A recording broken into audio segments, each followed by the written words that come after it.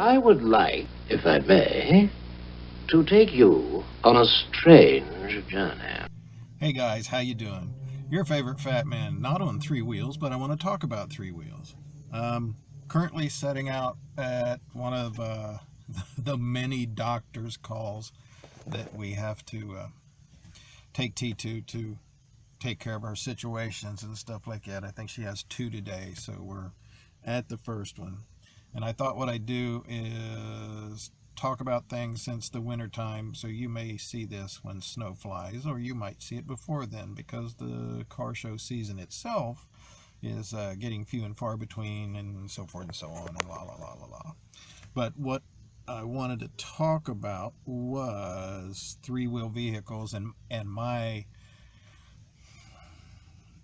love, affection towards, or whatever. It's a kind of a quirky thing. I think it started many years ago, as they say, with three-wheel vehicles like the old Survey cars, the Harley Survey cars, and most definitely the Volkswagen TRIKES, and the whole conversion issue, series, scenario, trend of the 60s and 70s and stuff. And I've always really liked those and appreciated them.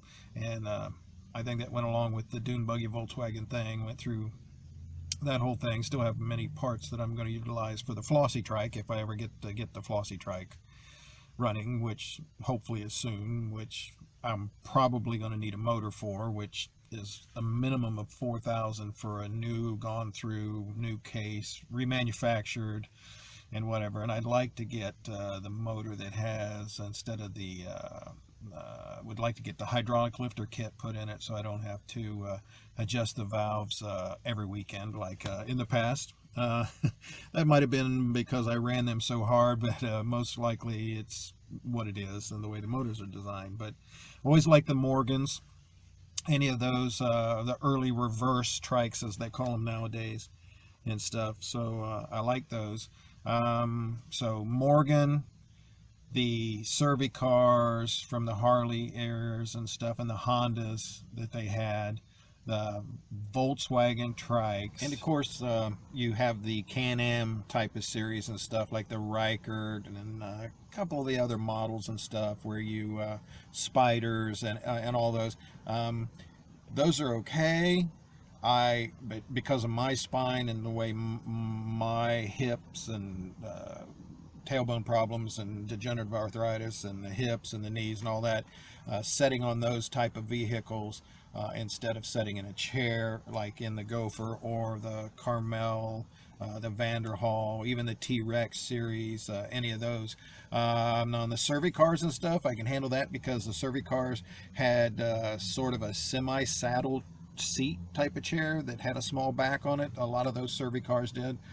So anything that has more spine and hip support other than just straddling a motorcycle, I can still do that pretty well. But the Can-Am and stuff, those types of vehicles, I mean, they're fine. I just the way they are, I just can't do them anymore and stuff. It reminds me a lot of this stuff about snowmobiles, just riding snowmobiles. When I used to assemble and demonstrate snowmobiles. My aunt and uncle had a John Deere place, and back in the 70s, and they had in Marysville, and we used to demonstrate and ride the snowmobiles and stuff. So a lot of those Can-Am series remind me of that. But I don't care for those so much at all. I'd much rather have something that I can set in, and it's mostly a comfort for myself than anything else. And the latest one, and one I really like, is you got the Panagons or Pangas or whatever, the T-Rex type series, which was the reverse trike. The one I like the best is called the Vanderhall. Problem is that is so expensive. See, when they first came out, the cheap low model, the entry model was $20-25, which is about on track with the the Polaris Slingshot.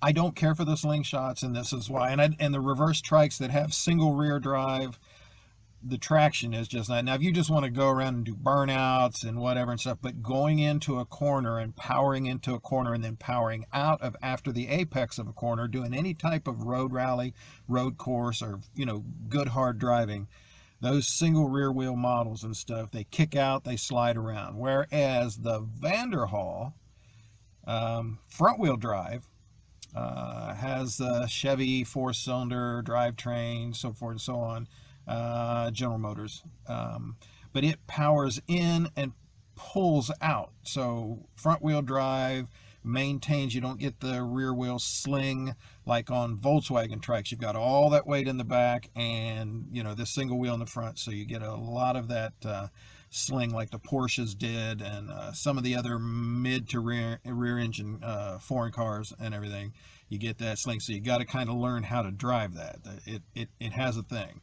The Vanderhaal pulls in, pulls out, more stable. You can carry more speed through the corners. Now, does it have more power than some of the slingshots and some of the other reverse trikes and stuff? No, but you can utilize the power it has much better by keeping traction and running and whatever. So they make several different models. They even make an electric model, so an EV model. I think it's called the Edison.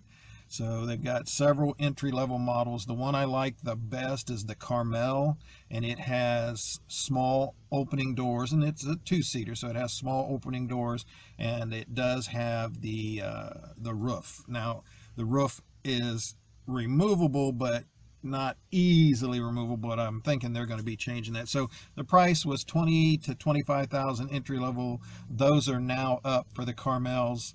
They're up to $65,000 to $75,000 depending on options and so forth. So that's, you know, definitely more than I'm ever going to be able to afford. But this is kind of a thing on my vehicles, the things that I like, and this is one section of what I like. Just wondering what you guys had. Was there a preference you had on certain vehicles?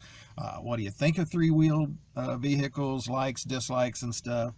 The Volkswagen trikes are very stable as long as you don't have to do any hard cornering, and the road condition and under acceleration, the front end gets very light with those. It's like the Gopher, above 60, the front wheel, because of the shape of the body, the front wheel starts to come off the ground. Not that it was ever designed to do anything over 45, and that was what it was, but done some slight modifications to the fuel rail and the delivery system and the anti-acceleration pump and everything that has it. It has features on it where the Gopher has, if you hit a bump, cuts the motor, cuts the fuel supply off, and you have to reset that. So I had to work with that. It also had the electronic governor because of the brain, the ECU. It took me a long time to get that straightened out because I was told several times to just cut a wire, to do this, to do that. None of that worked. I finally had to do multiple things to get that off, and that works now, so that works. I can turn the fuel rail pressure up pretty high, and it'll do 80-ish and then some, but I've got it now turned down to where it starts to flatten out. Now, it doesn't have real high acceleration, and I'm not big on high acceleration anymore, but it'll get up to that if you need to do that.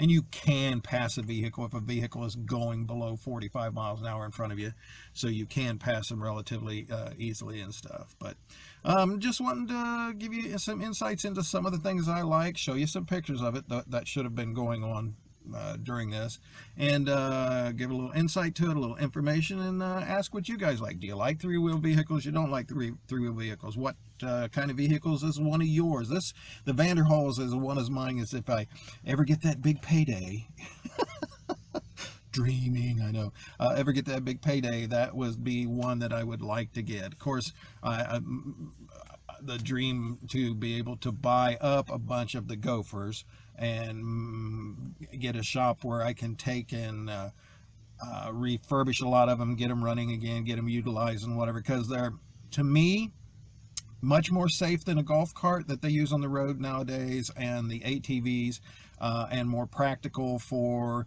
single person transport and stuff. Now, if you need to do more than one person, of course, you would need some type of other vehicle. But I would love to be able to get a bunch of the Gophers, the BT57 series, not the new Hyundais, but the ones that were made out of the Esprits and the Festivas, not the Fiestas. The Fiesta was the two-door small car. The Festivas was the bigger four-door. They did make a two-door model of it, but was the bigger import Ford that those motors, transmissions, and drivetrain came out of. To buy a bunch of those BT57s from 82 and through 93, and then they started making the Interceptor 2 series, and then now they're making the ones that have the Hyundai 3 cylinders automatic. I don't care for those as much. They have all kinds of other innate issues and stuff, and they're much harder to get above 45 miles an hour to take all the security features, safety features. You know, we can't think for ourselves. We can't drive on our own. We have to have machines and automobiles do it for us. So that's why they're designing these cars nowadays for brainless people. Just saying. So, you know, let me know what you think and what you like and things that you might have in the future. And this might be a series. This might go on for a little bit, but hopefully you enjoyed the pictures of the vehicles that I showed and put in here, and we'll see what goes on. See ya! Damn, that was annoying.